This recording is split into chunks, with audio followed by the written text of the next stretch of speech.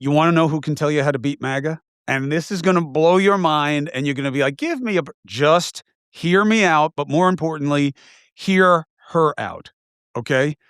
Marjorie Taylor Greene. I know, and by the way, she's not here for it, okay? She does not wanna go back and relitigate, and I was about this, and I said that, and QAnon this. She doesn't wanna do it, she doesn't wanna own it. I get it.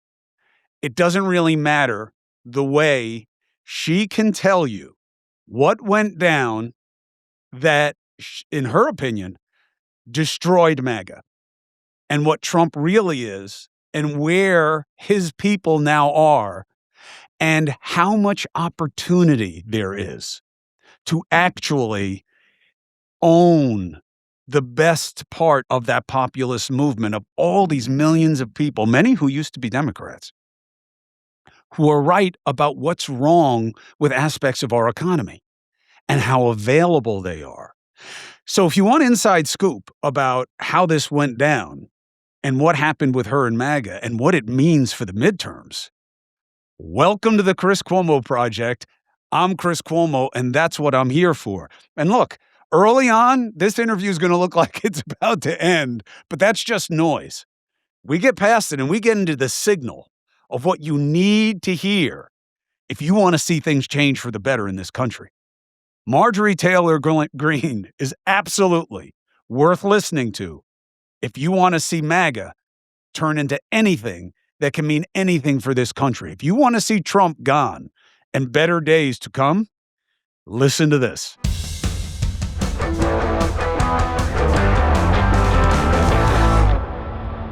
So let's just start with the most interesting thing, which is us. You and I have never spoken directly before. Obviously, I have been covering you since you came into politics because you were very, very emblematic of what the draw and power and scope of MAGA was. So that's how I was introduced to you. You were like the spirit animal of what Donald Trump's populist movement was supposed to be. And let me guess. Actually, no, I don't have to guess. What did you think I represented in the media landscape? You can be honest. Early on, I definitely thought you were the fake news media and the lying left and the press and to me, you probably represented the part of the media that I felt lied about me every single day and mischaracterized me. And how did you feel that you were being miscast? Well, I was name called, and I'm not specifically talking about you, but just I'm generalizing. I was called all types of names in the mainstream media. I was called a Nazi, a racist, a bigot, anti-Semitic. I was called all types of names that I had never been called ever in my life before I ran for Congress in 2020 by all the people that have known me or met me in the real world and know me as a person. And so when I ran for Congress in 2020, I call it the political industrial complex. They characterize you, basically create a character of you that isn't real. And that's the character that gets sold in the media or in your opponent's fundraising emails or your opponent's ads and on the internet. So that was my experience when I first entered politics, and I had never done politics before. I didn't hold a state House position or a state Senate seat. I didn't even go to my local Republican meetings because people didn't know when I ran for Congress, I was criticizing Republicans just as much as I was criticizing Democrats. So when you look back as to the things that you said and how you presented yourself early on, what is your take on what you would have done differently or what you understand about why it went the way it went, positive and negative? Well, in all fairness, this is your first time talking to me, and you've probably only known me from clips you've seen, short clips. You never talked to me in long form. And you probably, well, I know you never went to any of my campaign stops and heard any of my speeches back then. So the things I was talking about was our national debt, which infuriates me still to this day. I was talking about corruption in Washington, D.C., talking about draining the swamp. I was talking about wide open borders, people coming across our border. I was talking about sending money, hard earned American tax dollars overseas and foreign aid. And so these were a lot of the things I was campaigning against. I always have been for term limits. I signed that pledge and co sponsored that bill when I got to Congress. So many of the things I was talking about, I still totally feel and agree with today. So nothing has changed about my opinions, many of them policy wise. What has changed, though, is the tone in which I say it. And that was something that I learned through my time in Washington, D.C. Is when I got there, remember, I had never been in politics before, so I came in very Uh-huh. naive, extremely naive. I didn't know anything. Uh-huh. And I was one of the most attacked Republicans when I got there. So my defenses were up big time because I was constantly being attacked and mischaracterized and lied about so many times. So naturally, as a normal human being, my defenses were up. So my rhetoric was strong, but I also had learned that style rhetoric from Donald Trump. And over time, and I saw Democrats do the exact same thing, harsh rhetoric. Um, and I saw it on both sides of the aisle. And that's what I call toxic politics. That to the point I'm at now, I want nothing to do with it because it doesn't solve problems. It doesn't solve any of the problems that I originally ran for Congress on. Well, that's because that's not what gets rewarded. That's not what gets advantage. We've turned our politics into a situation where it's all about which side is worse, which is way easier Yep. than, I mean, if you and I are going to have a competition and the key for you to win is to just make me lose, that's a lot easier than showing that you're better than me. I mean, the analogy is our politics, I think, has become like, you and I are on the starting line. You say on your mark, get set, go, and then you trip me. And, then you just kind of like jog along. You don't have to run that fast. You just have to run faster than I do. That's what our politics is. So everybody looks at MTG and says, she changed. Change. Your name and the word Mhm. change is always within Yeah. 3 steps of each other. Mhm. So when you look back, what got it for me is I'm not an insulter. Like, if you were to go back and look what I would say when we were covering you, I'm not a gotcha guy. I'm not an insulting. I don't do that. I don't give as good as I get in those things because I understand rhetorically it's like a waste. So that's not what I do. I'll fight outside TV. I love to fight. I train in combatives twice every week. But Mhm. this is a war of BS. What got it with you early on is that you were presented to me as a conspiracist. This is a Yeah. this is a QAnon Mhm. person. She's with Alex Jones on Sandy Hook, and it was like that Yeah. was the end of the Yeah. analysis for me because that guy is a scumbag. He made up a lie about a tragedy that ruined a community, and he did it for profit, and we know this because his lawyer admitted it in open court. So, Mm. that's what did it for me with you. What did I have wrong? Well, I've been pretty much well, first I wanna say, that that's completely wrong about Sandy Hook. I would never call any school shooting, say that it was not real. It absolutely was real. That's horrific. You didn't think So, Parkland was a false um flag?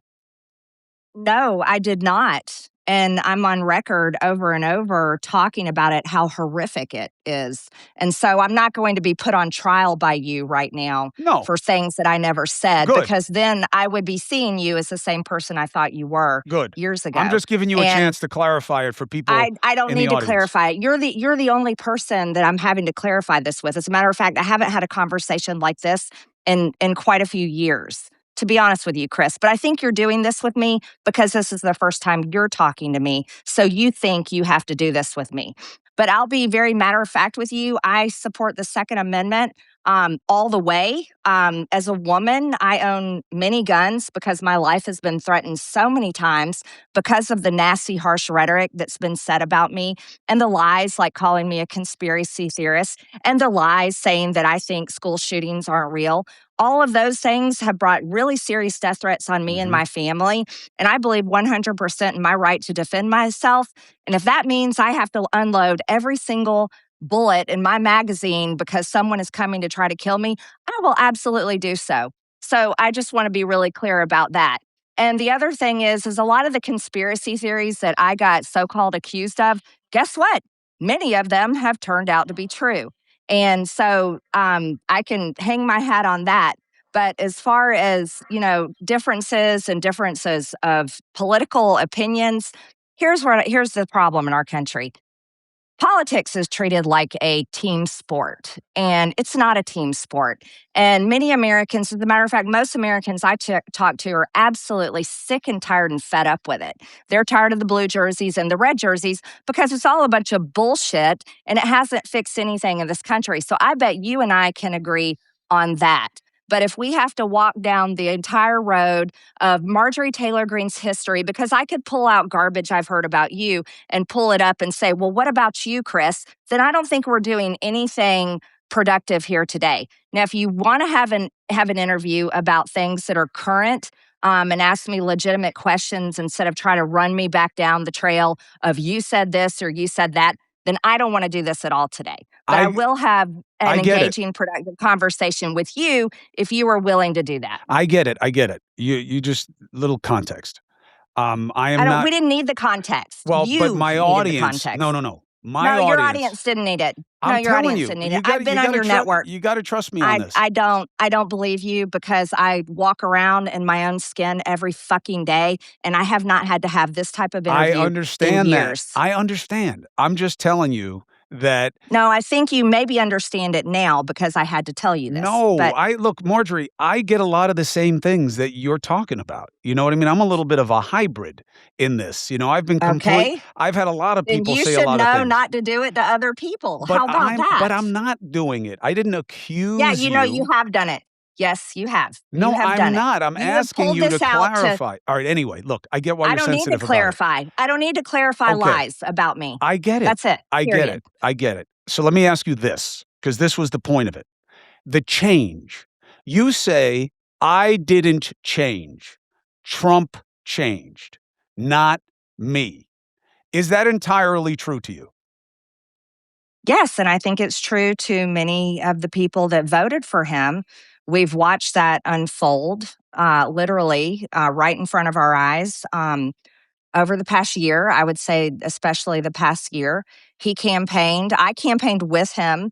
He campaigned on no more foreign wars, no more regime change, Wait, hold on. and So on that literally, one, he says, so let's, he says that we're doing to him what you say I'm doing to you and I say is done to me. He says, no, no, no, no, no. I said no more forever wars, but I also said, which he didn't say, but he does argue this, that Iran can never have a nuke. So I'm only doing what I said I would do, which everybody else was afraid to do, including Marjorie Taylor Greene, which is I stood up to Iran. Nothing changed. Do you believe that? well, months ago, former DNI Tulsi Gabbard testified before Congress that Iran was nowhere near having a nuclear weapon. And so did many other Mhm. nuclear regulatory agencies. Mhm, that's This is true. on That record. is true. And so President Trump was also informed of this. He was briefed on it many times by many different people.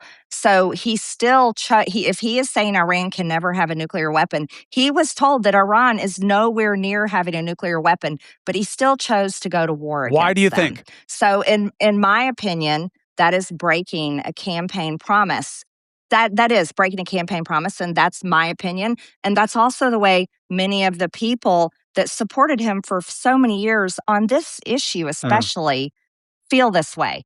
And I'm not Donald Trump. I can't say why but I can guess and give you my What's your opinion. guess? But he's also Well, he said it himself. He went to protect Israel. Mhm. He went and bombed Iran with Netanyahu in coordination with Israel, and he is on record talking about that.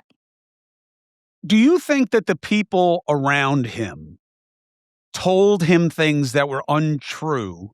Or do you think at least part of it was, wow, it's going really shitty at home, and this Venezuela thing worked really well, I think.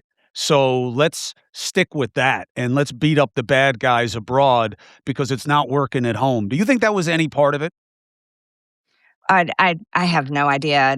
That's not something that I've speculated on exactly. I th- I think based on what he said and information that I've read is that he did this in coordination on behalf of Israel because Israel really wanted the United States to attack Iran, and then the excuse became we're freeing the Iranian people. And they're not freeing the Iranian Mhm. people at all. As a matter of fact, they've murdered the Iranian people, including children, at an all girls school. And that's horrific. And I would call that a war crime. And he's Mhm. done this in coordination with Israel. And they kinda lied to us about the girls' school. They didn't tell us. The IDF was quiet about it. I think they were Mhm. quiet about it because they knew we did it, and they didn't want to get on Trump's bad side, so they just said nothing. And then Hegseth kind of slow walked it. And I wonder, initially, I was kind of forgiving of Hegseth because I was like, look, he's over his head. You're working for Trump. You got to say what he wants you to say. Otherwise, you're going to be out. So you have to understand that. But now I feel like Hegseth deserves the scrutiny because he is going out of his way to say things that are just not true about the situation in Iran. Do you see him that way in the mix or no? Do I have him wrong? Of course, I haven't watched all of his press conferences and his public statements, so I'm not fully informed on everything he said. What I did see him say is that that situation remains under investigation. And I think that's unacceptable, Mhm. completely unacceptable, because everyone knows and there's been proof shown that that school was bombed by the United States. Mhm. And they have evidence of, I think it was a Tomahawk missile that bombed the school. And it was also a double tap. And so, in my mind, it's unforgivable to sweep that under the rug and claim that it's still under investigation. And that's not the country that we are. That is Mm. not what the American people represent. The American people do not support killing children, which is also why so many Americans, including myself, have spoken out to the thousands of innocent people that were murdered in Gaza and the thousands of innocent people that are now being murdered in Lebanon and children. When you come to the point where you're murdering children and unwilling to address the issue, that you've completely lost the plot. There is no, I don't think there's any room. There's no place to stand on solid ground when Mm. that's something that you're doing. Support for the Chris Cuomo project comes from Quo, that's Quo, a business communication system that is built so you never miss a call. Boy, oh boy, is it easy for different forms of communication to slip through the cracks and have you miss potential customers, potential clients, potential sales. Quo is the #1 rated business phone system on G2 with over 3,000 reviews, built for how modern teams work. More than 90,000 businesses, from solo operators to growing teams, rely on it to stay connected, professional, and consistently reachable. Okay? Money is on the line. Your comms have to be tight, and that's where Quo comes in. Money is on the line. Always say hello with Quo. Try Quo for free. Plus, you'll get 20% off your first 6 months when you go to quo.com/Cuomo. That's Quo, Quo.com/Cuomo, Cuomo. So, Donald Trump's response to us is, boy, are you guys naive. I think you changed for the worse. Israel is an easy analysis for him, right? They're under attack. I'm with them. Right now, he's in a tough spot because Bibi doesn't want to get out of the Iran situation, and Mhm. Trump's going to have to use his leverage. I think that's actually the easiest part of this for him. But he says, I didn't change. I am MAGA. MAGA's whatever I say it is in the moment. Marjorie Mm. Taylor Greene isn't with it. She bought into bullshit about Epstein, and she bought into bullshit about me for her own popularity, but I'm still me. Trump is always Trump. You've changed. I don't think I bought into any bullshit about Jeffrey Epstein. He's a convicted pedophile, and my entire political career was sacrificed on fighting against the president himself to release the Epstein files. So nothing ever changed about me. Oh, wait, I Um, wanna give you a chance on that. His people say to uh, me all the time, and this is not going back to put you what you this is something you're gonna want to address, where they say, "Yeah, yeah, he never said anything to her about, Epstein files and his friends and people gonna get exposed that he didn't want." He never mm, said anything like that. What is the truth? mm. The truth is, he called me from the White House, and I was in my office in the Rayburn building, and I had a very tough phone call with the president where he told me that his friends were going to get hurt. He said, "People that you know, Marjorie, in Palm Beach," he said, "they're my friends and they're going to get hurt if these files come out." And I said, "I'm sorry, Mr. President. I'm not taking my name off that discharge petition. Jeffrey Epstein is a rapist, he's a pedophile, and these files need to come out. This is what we campaigned on. This is transparency, and the victims deserve it." I actually told him also, I asked him to have these women to the White House, to the Oval Office. He has all kinds of people in the Oval Office. He has sports teams. He has the new leader of Syria, who is a former terrorist. Yeah, ISIS. He ISIS, he had Mamdani, the new mayor of New Mhm, York, who he constantly attacked and criticized. mhm. He will have anybody Not in that them. Oval Office, but he will not have No the way. victims that were raped as teenage girls by Jeffrey Epstein and other men to the Oval Office. And I asked him to do that, and he absolutely refused. So I don't care what his people say. I will tell the truth over and over again about that phone call, just as I will tell the truth about the text messages where he said, and I informed him about the death threats that we had coming in on my own son. And I told him that I said, no matter the disagreement in politics, no one's children should ever be threatened or murdered. It's totally unacceptable. And he told me it was my fault and Mhm. that I deserved it. Yeah. And I so, got the same message. When when I said to him, "Look, I know what I signed up for. I know what my brother signed up for. I get it.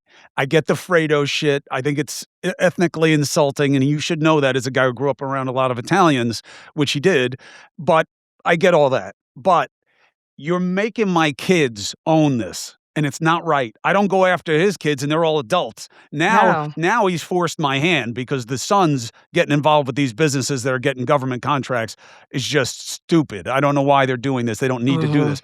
But I never went after his kids. Never, even though they're adults. And I got the same message. This is on you. Be nice, and then you don't have to worry about it. Wow. So see, if he said the same thing to you that he said to me about the death threats on my son, then he has a clear pattern of saying that. So he doesn't care if anyone's children die because we're disagreeing with him, which shows this is why he doesn't care that children were bombed and murdered in Iran. He wouldn't care. He would say, I would deserve it if my son were murdered because he's calling me a traitor for standing with women who were raped as teenagers. And he's saying the same thing to you that if something terrible were to happen to your children, well, you shouldn't have said what you said and you deserve it. Well, look, I'm sure he would say, I don't wanna see kids get hurt. His higher value is, though, you're against him. If you're against But he him, doesn't say that. if you Chris, he never said well, I that. mean, He look, never said to me, no, he didn't say that. oh, I If believe he you. had have I said believe you. that, if he had have said, I don't wanna see kids get hurt, then I would be saying he said he Right. didn't wanna see I kids, but got he you. did not say that. He said, it's your fault and you deserve it. He said, you deserve it. You deserve for your son to be killed for going against him to release the Epstein files. That's what he said to me. So why do you think he allowed the Epstein transparency crowd? And remember, he put Kash Patel and Dan Bongino in positions of extraordinary power on the basis of this, that they were out front saying, oh, there's a lot in there, there's a lot in there, there's a lot in there, and then he never delivered. Why did he make it a part of the MAGA campaign if he didn't ever intend to allow it to come out? I have no idea. I can't even begin to answer that I question. mean, isn't that crazy? If somebody came to you and said, hey, part of your next campaign is going to be like the 3 things that you hate about yourself, you would say, no, I don't want anything to do with that. I don't want, that's not helpful to me. Why did he do it? I have no idea. I can't even begin to speculate. You know, I often think when I was reviewing for this, there are people in your position now you got Nancy. I think, look, on Epstein, you have high ground. I mean, there's just no other way to see it, in my opinion. I'm not saying that people should be, pilloried or canceled or whatever, but the idea of transparency is really simple. And that's what you guys were about. You, Nancy Mace, APL, Anna Paulina Luna. No, she didn't sign her name on the discharge petition. There were only 4 of us: Thomas Massey, right, myself, Nancy Mace, and Lauren Lauren Boebert. Boebert. That's who I'm thinking of. Lauren Yeah, Boebert. Anna Paulina Luna, she refused to sign her name on the discharge petition. But do you see her as an ally in the Epstein transparency cause overall, or no? No, I see her completely obedient to whatever the White House tells her to be. Which is why she didn't sign the discharge petition. She was just like the rest of all the Republicans were cowards, Chris, all of them. They were. So first off, let's be clear. The Democrats never cared about the Epstein files. If they had, they would have gone hard charging into that. Fair. During the 4 years they had control. Fair. You don't believe the Ghislaine Maxwell excuse where they say, oh, well, there was an ongoing litigation. No, I don't believe any of it because I never heard one single Democrat that I served with. And I served under Nancy Pelosi when she was Speaker. I served all 4 years under President Biden. And I never, ever heard a Democrat bring up the Epstein files. They only latched onto it when they found out, oh my gosh, people really care about this. This is a big deal. Then they heard us talking about it. And then they latched onto it, and all of a sudden they were all for it. So when it came to the discharge petition, you can only get a resolution or a bill to the floor for a vote if only 2 ways. The Speaker says, let's move this bill through committee and bring it to the floor for a vote. And then the second way is if the Speaker refuses, which Mike Johnson had a lock on that resolution because he was being told by the White House and by Trump, do not let that bill, do not let it get a vote. So we had to create a discharge petition. Well, all the Democrats jumped on immediately because it was an attack on Trump in their eyes. But there were only 4 Republicans, Massey, myself, Mace, and Boebert, that had the courage to sign on to it. And the rest of the Republicans were straight up cowards, even though they had campaigned on release the Epstein files. They only voted for it because the public outrage was so immense for months through the government shutdown and all the months leading into that.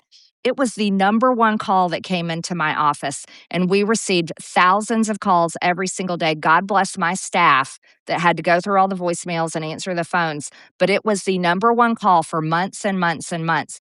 And the Republicans that finally did vote for it, because 4 of us held on the front lines as we were being attacked and yelled at and being threatened by Donald Trump and threatened by the White House and threatened by Speaker Johnson and threatened by everybody because we signed our name on there.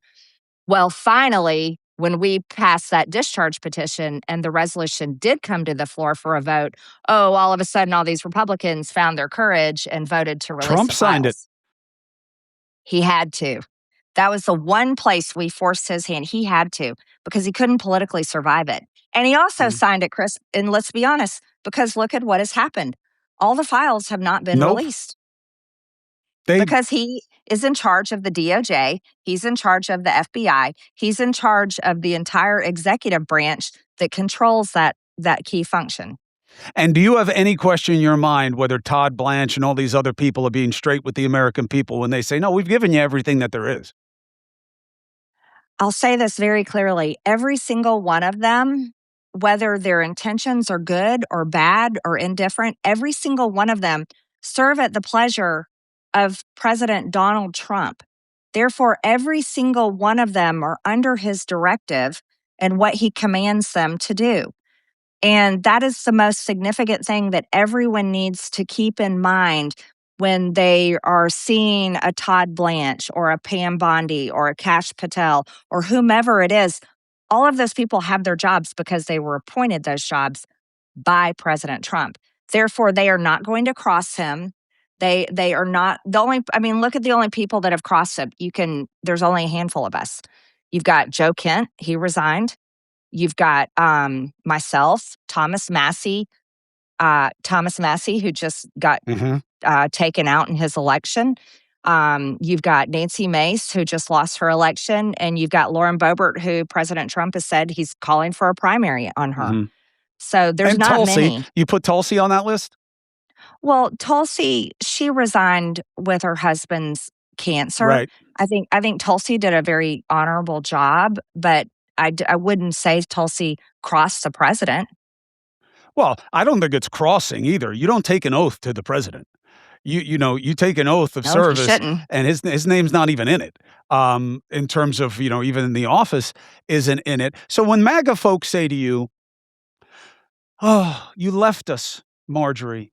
I know that that's super frustrating to you because you believe you're still fighting for exactly what you thought it was about. But how do you explain the support of the president within MAGA when a lot of the things that were supposed to be fundamental to MAGA have either been ignored or actually counteracted?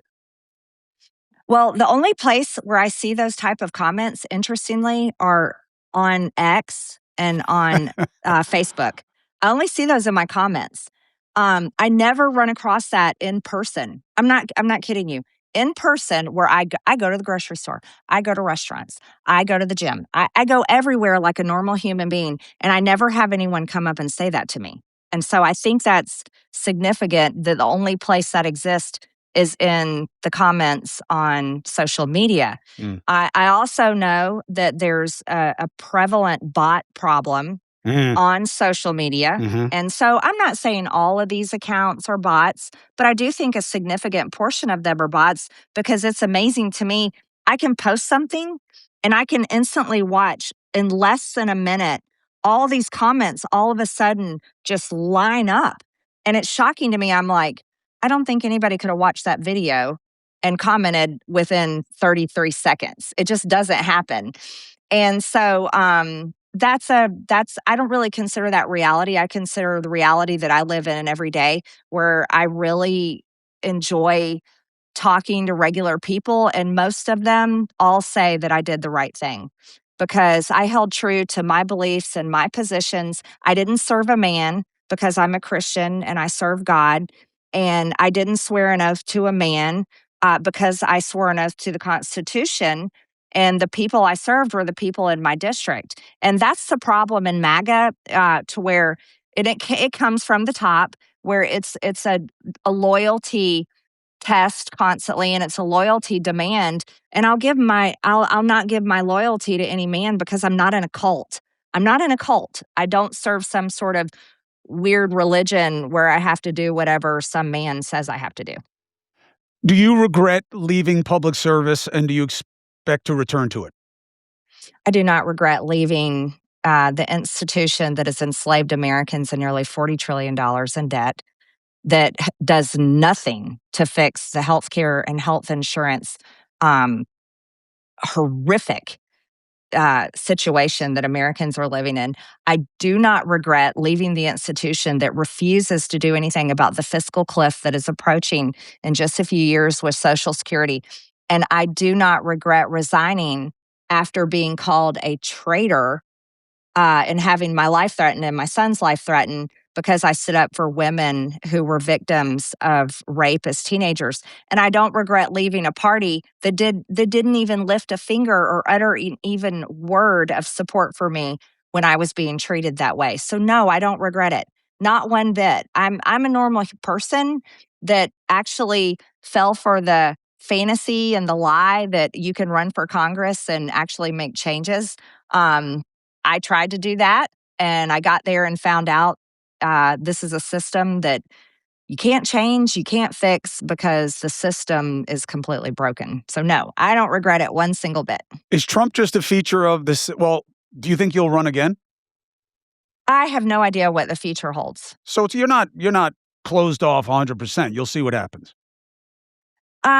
I'm just the type of person that in every area of my life, I go, well, I have no idea what I'll do in the future. So this is just like anything else. There are no ambitions right now. No ambitions, but I never had ambitions before either. Support for the Chris Cuomo project comes from Soul. Look, booze doesn't work for me anymore. I'll drink occasionally, but I never feel good about it, certainly not the day after. So what do? When I want a brain vacation, when I want to relax like an adult, when I want to get a buzz, I use hemp-derived THC products. Soul does a great job with their gummies and with their THC CBD-infused drinks.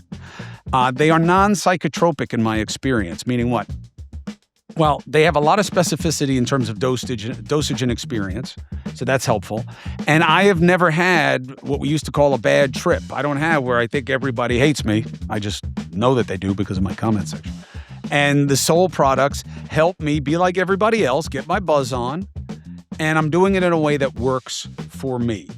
And I know that a lot of people are making this same switch, especially when, you get over 40, you get over 50, you got like responsibilities, you got to wake up, you got to be, you got to start taking care of yourself better and in a different way.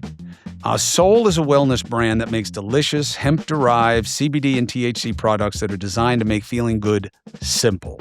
Soul's new mood gummies have precise dosing, clean ingredients, and formulations designed for predictable effects, so you can choose how you want to feel while staying in control. I agree with all of that. They have 3 different formulations of the mood gummies that are of increasing intensity. I've never had to take anything more than the lightest one, but I'm a little bit of a lightweight when it comes to my chemical sensitivity.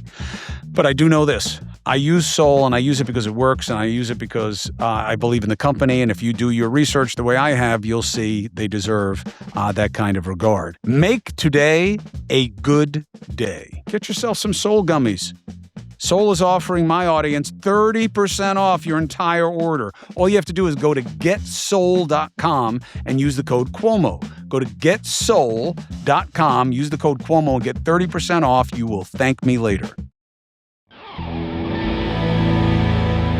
Is Donald Trump just an echo of the system, or do you think that he has changed the culture, changed the way it is, and if so, for better or worse?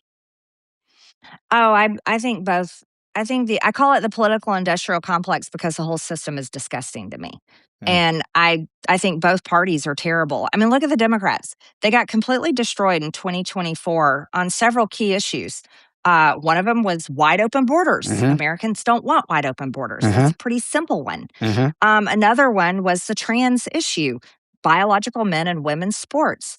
Women really want our own sports. We want our own places of privacy, like bathrooms, dorms, places where we're vulnerable, where men don't belong.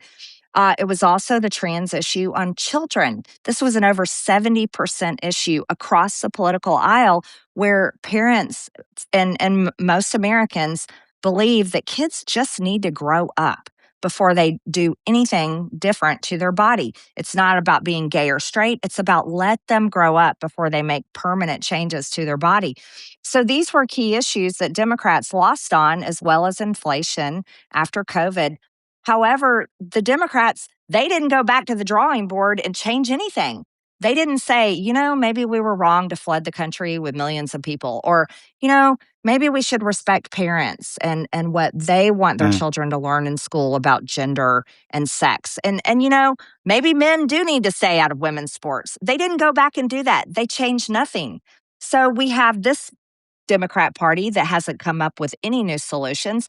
And then we have the Republican Party that has gone completely back on campaign promises, that's repeating the same mistakes as the Democrats, that has gone into a foreign war, that has driven inflation instead of reducing it, driven gas prices instead of reducing it, and is not doing anything productive to help Americans' lives. So in my mind, is Trump, you asked, is Trump, is he just a part of it?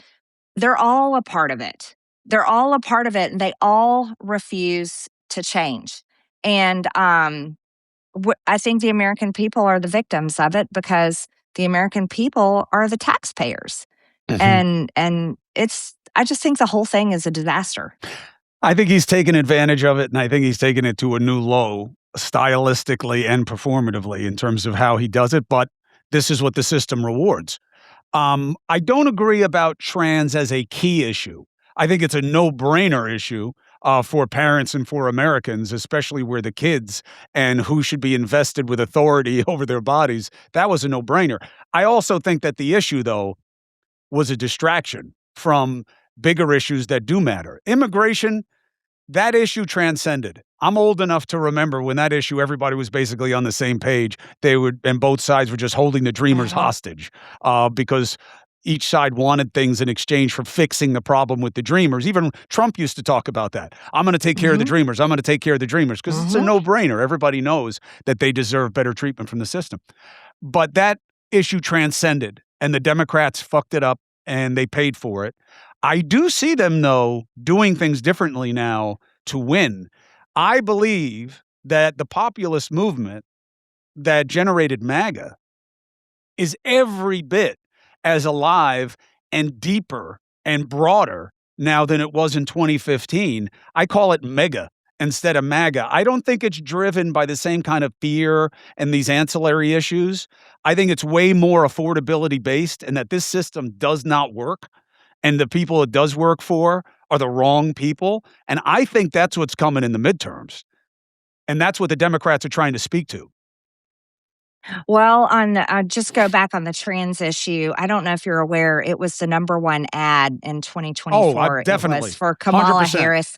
She is for 100%. they, them, and Trump Yes. is for That you. was a great So, ad. so Great yeah, ad. both political parties do recognize that was the number one ad. So it really was one Great of the ad. top three issues. Right. But Um, that doesn't mean that yeah, I don't. it's a key issue for Americans. Like It was a pretty. for It was in the years. top three, Chris. No, no, no. I'm I just get it. telling you.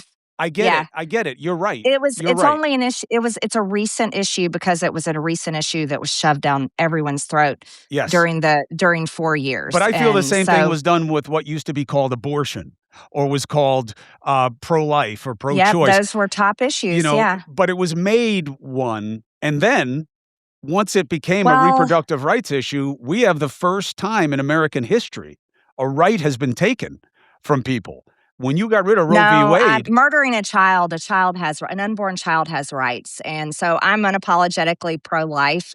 I'm for women, but murdering an unborn child is something that really fires people up. So that's why abortion was a top issue. And this is when you talk about children having mastectomies or castration. Of course, that's a top issue.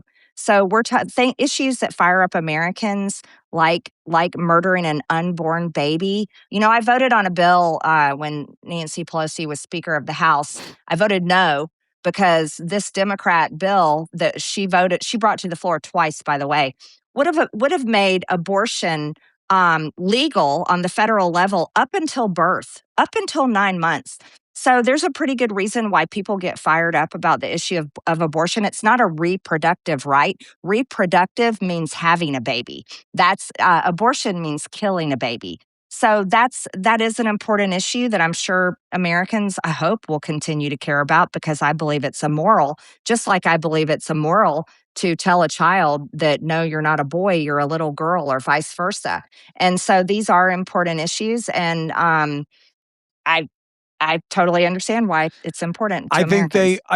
if you look at just the raw score, I mean, look, you can argue the morality. You can argue what it really is. You can argue when a fetus is a person under the law and is recognized with rights or not.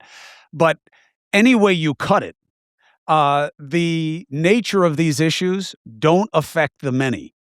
But they work really well on the many as proxies for advocacy of a side. And I think that they are getting drowned out right now. Like, I do not think the midterms will become about any ancillary issue. There will be no culture Yeah. war issue in the midterms. It's going to be my life economically is I am underwater. I cannot afford the things that I need to afford. It's not about my wants, it's about my needs. And you're not gonna Mhm. get to tell me it's not as bad as I think it is, because it's probably worse. I think that's the midterm, and I don't think anything shakes it. I agree with you. It's not the social issues are not the issues of the day. It is 100% the economy, and it's people want America first. And you're right. They are doing a good job of saying that on the left where they weren't before. I find it interesting. I've watched Democrats pick up the same talking points that I used in 2024. And they're picking them up and they're doing a good job with them. But I'll go back to this, Chris. They haven't changed any of their policies Mm. to make that rhetoric become a reality. Just like Republicans had the same rhetoric, and then they haven't produced any bills or policies that have made that rhetoric become a reality. So I give both parties a total failure, and I'm in that middle lane with many Americans that are just saying no one is doing anything to help Americans, and that's a reality where people are. So I agree with you. I think issues that affect Americans. Those are the issues of the day. So what's the fix? The political landscape right now is the fastest growing part of the electorate, and look, you and I understand this probably better than most because we see how it plays out. Is that yeah, you say you're independent, but then you wind up voting for the same party that you have most of your life. But it is proof that they're pissed off. So the fastest growing part of the electorate are people who are saying, "I will not be a member of either party." So that's good. But nothing really is changing systemically to empower independence because the states Mhm. control the elections and they give the power to the parties because they're all in parties. So they give the powers to the parties. What could change that would make it better? I think that's the best conversation. That's that can coming up with ideas there is how you produce change and results. So, in all fairness, voters aren't really given any new options Mhm. yet. So, if there are to be more independent candidates that aren't beholden to the party, there's going to have to be a lot more of them step out and run for office. Is that an easy thing to do? No, No, because it's a how do very you win? difficult thing to. How do you beat me if I have a party behind me and you Yeah. don't? And we're in a You have to have a primary lot of money. structure. But, Yep. so let's say you're super rich, okay? Let's say, even you with all your name recognition and stuff like that. Let's say, you and your husband invent something and you make a gajillion dollars and you want to spend it all on a campaign. But I have the party apparatus. Mhm. So, and I'm coming at you with all these resources and everybody's on one of the two teams except Yep. you. So, Yep. and I may not even let you in the primary. You may not even get in to run against me unless it's like California or Alaska where there's a Mhm. jungle primary. How do you Mhm. change those state level things that have such national implications? Well, at first it'll require people just refusing to vote for the party. They just have to refuse to vote for the party. If you stop participating in the current system, you force change and you bring about those candidates.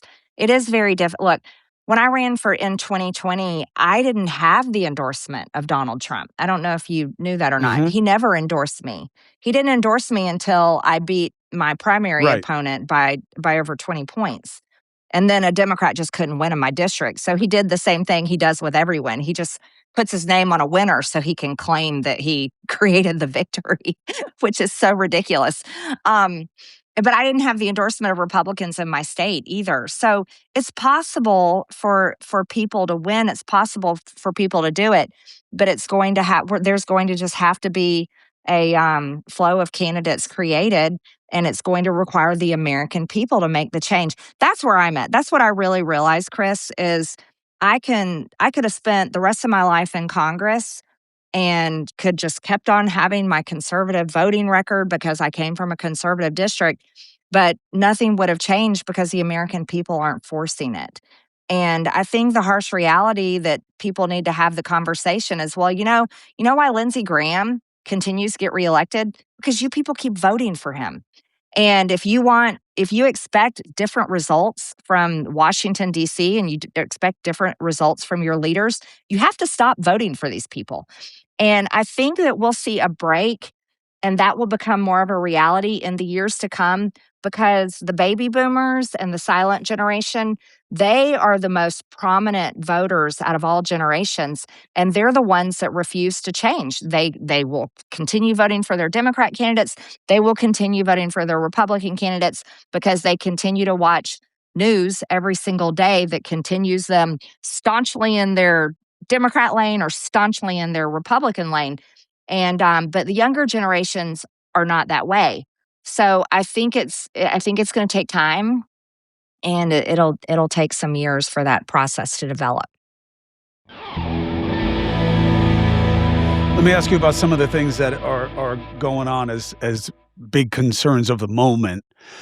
Do you think we have a deal with the regime in Iran that will be equal to or better than the JCPOA? I'm not sure that we even have a deal.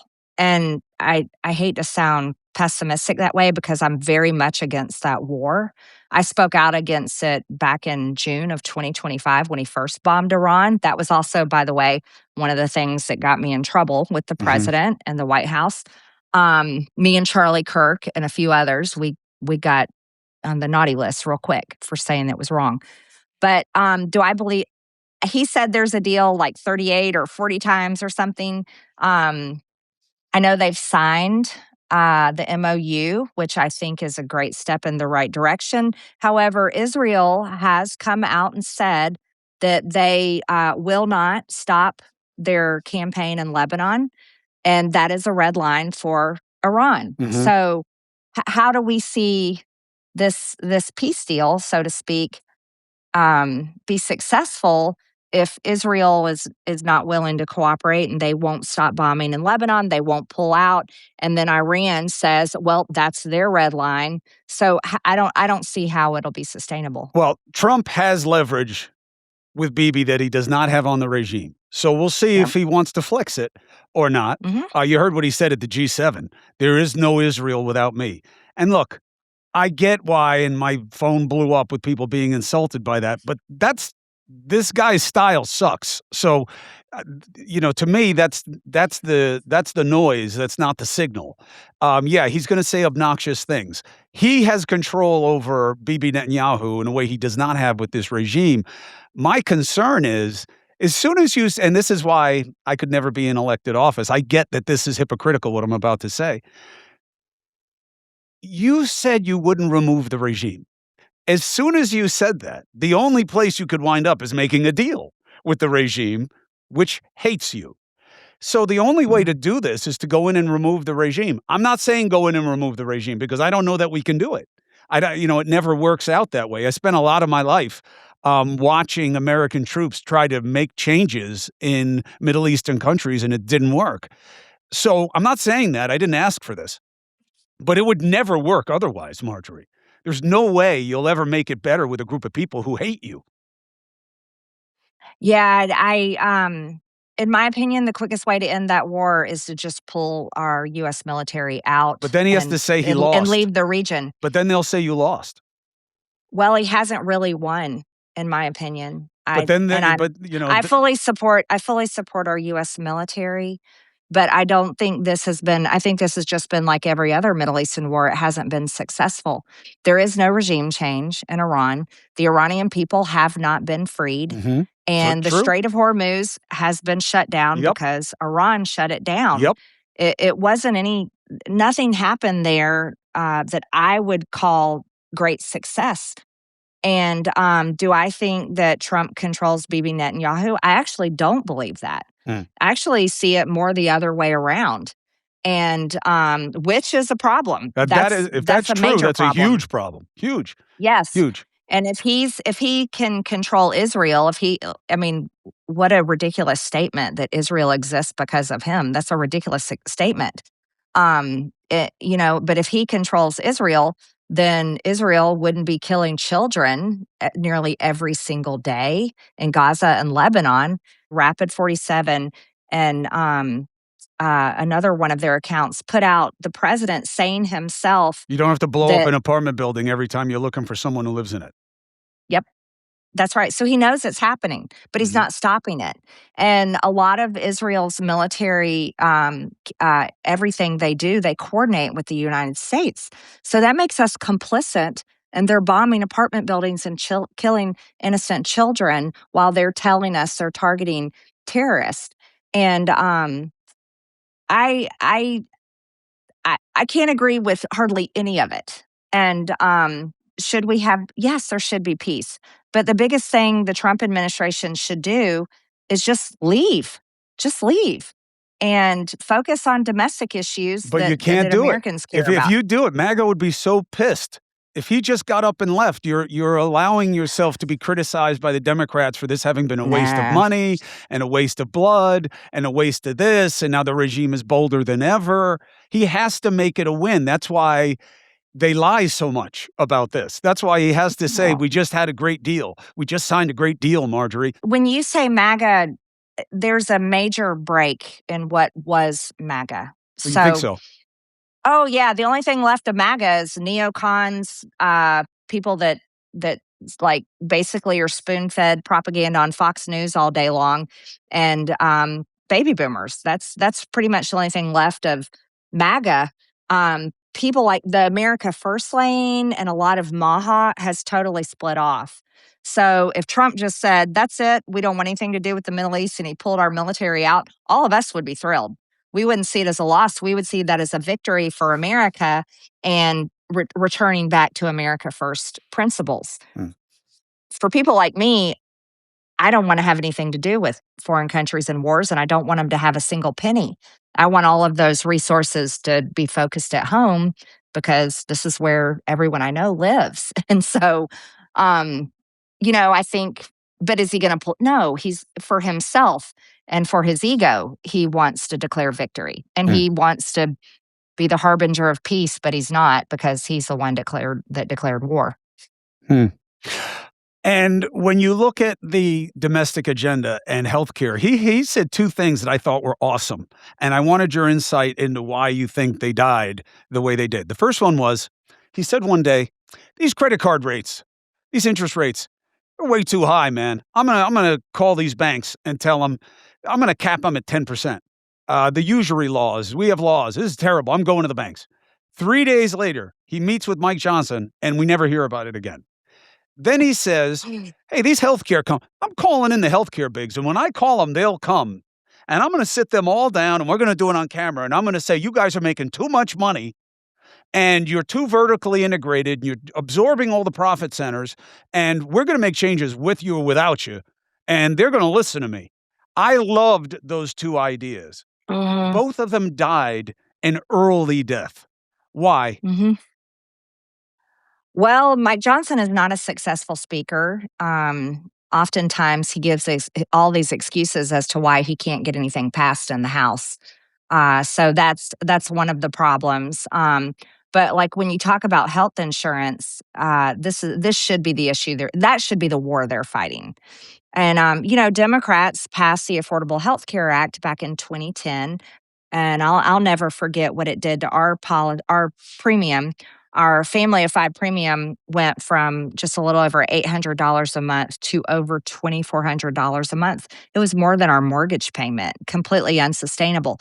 So the changes and the damages done from the Affordable Health Care Act have been lasting, and now we have the Republicans who constantly campaign and running on fixing health insurance, never fix it. They just lie on the campaign trail constantly.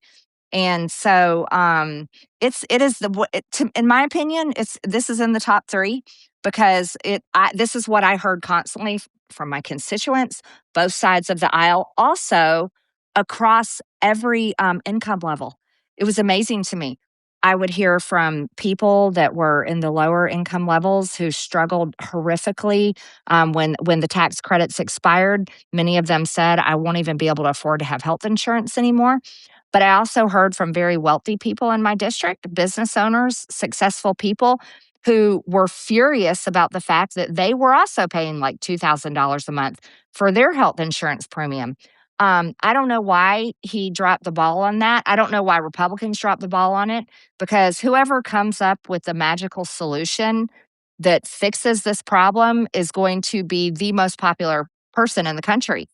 And but yet they avoid it like the plague. We saw who it was you probably saw this, Chris. There was a video of a Republican congressman last week that the press on at the Capitol, they were asking him questions. They were asking him about health insurance, and he faked a phone call. Like, picked up his phone, and you could see the screen, and it was on Facebook of all stupid things.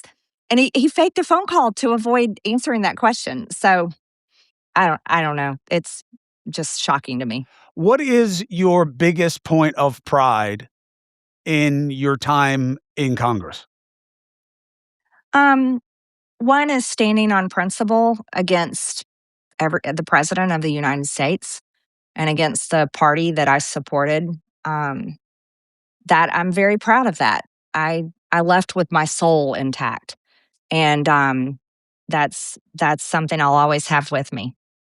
And what do you wish had been different? What do I wish that the president that I campaigned for had stuck with his campaign promises. I wish that I could have I wish that he would have been successful there. Make America great again. I always thought was a worthy cause, and I thought that it meant truly that for America first, for Americans, draining the swamp, stopping corruption. That's what I believed in, and I wish that that had been successful. But it's not. It turned into the same old garbage that perpetuates, and I think it's a shame. You think JD Vance can do better? I don't know who is going to do it better. I again will point back to what I call the political industrial complex of both political parties.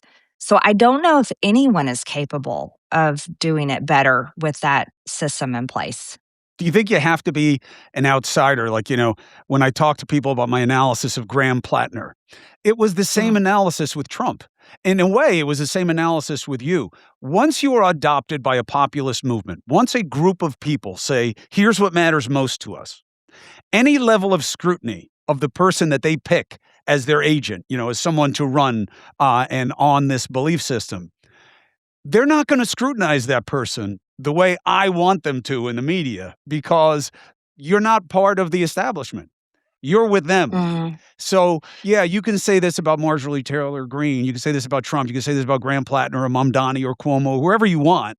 We don't care because all of you are flawed, but this is our person who gets what we want done. And that's mm, why Graham Plattner, now that it's the pendulum swinging the other way now, right? Because that's how binary power works. He has tons of shit that you wouldn't want to own in your personal life, but it's not resonating even with the Democrats who are the mm, cancel party, right? They mhm, can't cancel him. Why? They need their own disruptor that is attached to a mhm, populist movement of economic grievance. So mhm. they may cancel a Cuomo, they may cancel my brother who's an establishment guy, but they're not going to cancel Graham Plattner because they need his constituency and they need that Senate seat. Is that just cynical or is that the way to win? I think that's the reality for both parties. I think the voter base of both parties have become so disillusioned Eh. and unsatisfied with both parties. I think the fact that the Democrat Party is now having to embrace Graham Plattner just shows that they have the same problem that Republicans have. And I think that's just the Eh. I think that's where we are today is many Americans are starting to hate both parties because both parties are a failure. Uh-huh. And so I think that's why we're seeing that happen. Hate is good. Indifference and insistence on change is better. So, hopefully they'll go through the same process. We'll go through the same process that you do on an individual basis collectively, which is you get down, something bad happens, you hate everything, you hate everybody, and then you get burned out on that and you just start to figure out how to do different going forward. And hopefully we can transit through the hate and outrage phase and get into the Yeah. phase of, well, all right, it's got to be different. What's different? Hopefully we get there. And I'll tell you what, I enjoy Mhm. talking to you about it. And I look Thank forward to you. doing it again. You're always welcome on any of my platforms to discuss how you see the state of play of what's going on. And I appreciate you taking the opportunity today. Thank you. Thank you, Chris.